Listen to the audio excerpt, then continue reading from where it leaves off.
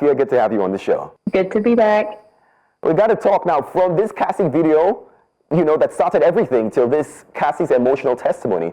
What's the most shocking part of this for you so far? I think, when we've discussed this whole thing from Cassie's video coming out to the fact that we knew that P. Diddy was going to go to trial, I often thought that what we heard in court would be worse than what we imagined or what we had heard or the stories that had circulated on social media. And I think that was absolutely true last week in court. The threats that he made. I think what really stuck with me was Cassie's testimony when she talked about the rape that occurred in 2018, but also when she talked about different incidences of beatings, times that P. Diddy threw luggage at her, other times where she said she was very aware of the weapons he had access to, guns he had access to, threats that he'd made against other people. I think that's what really stuck with me, was that P. Diddy really built a culture of fear, and that fear is what kept his silence, as well as the people around him, as well as the enablers around him that allowed lots of these terrible acts to take place. I think that culture of fear that kept Cassie there, and then obviously meant that he could go on and abuse so many other women and men in different spheres as well. And of course, we have to say that P. Diddy has denied all the allegations against him. Of course, that's why he is in court.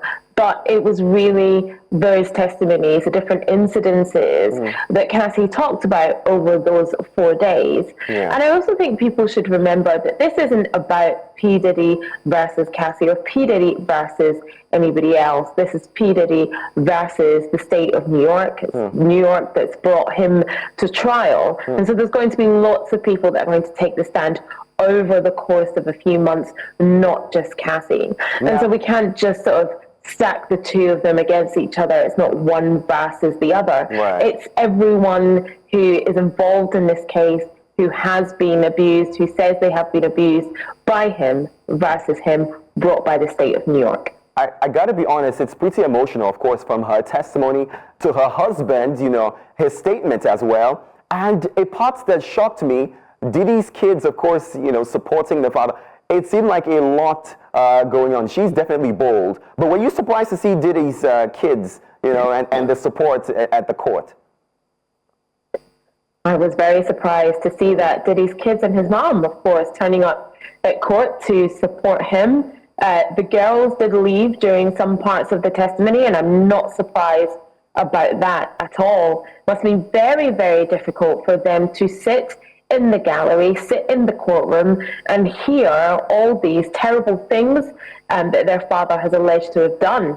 It must be incredibly difficult. His mom as well being there at the time as well. Like I said, the girls did leave. They couldn't listen to some parts of testimony by Cassie, and I'm 100% not surprised. And I think perhaps as this trial continues, maybe the family support may wane. I mean, there's only so much that you can hear and you can take said about someone who is your father.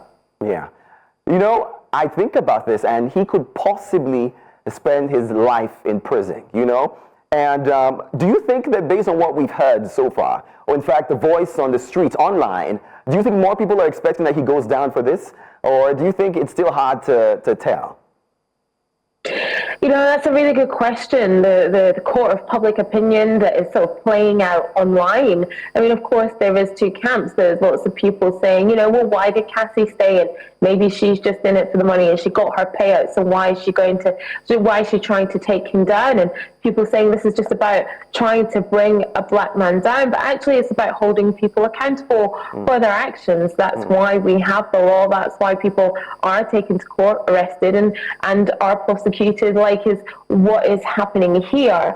For the crimes he has committed or that he is on trial for, yes, when it's racketeering, sex trafficking, coercion, violence, these come with very hefty jail terms. And yes, he could be looking at life imprisonment. Absolutely.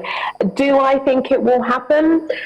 Oh gosh, it's a really hard one to tell, and we're only at the beginning of a few months of trial. Who knows what will happen down the line? But I think there is a lot of people who stand in one camp who are saying this is just about trying to bring Diddy down and trying to bring a black man down. And then there's another camp of people that are saying this man is being held accountable and he should go to prison for life.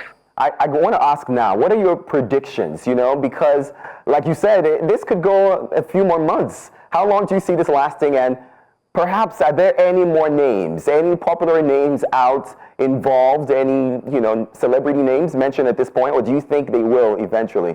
What do you think? I think we are in for a long summer of trial, right? I think we're definitely in this for a few months, absolutely.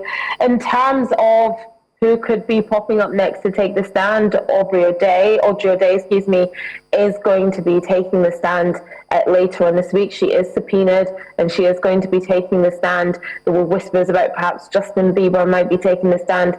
He has squashed that last week as well.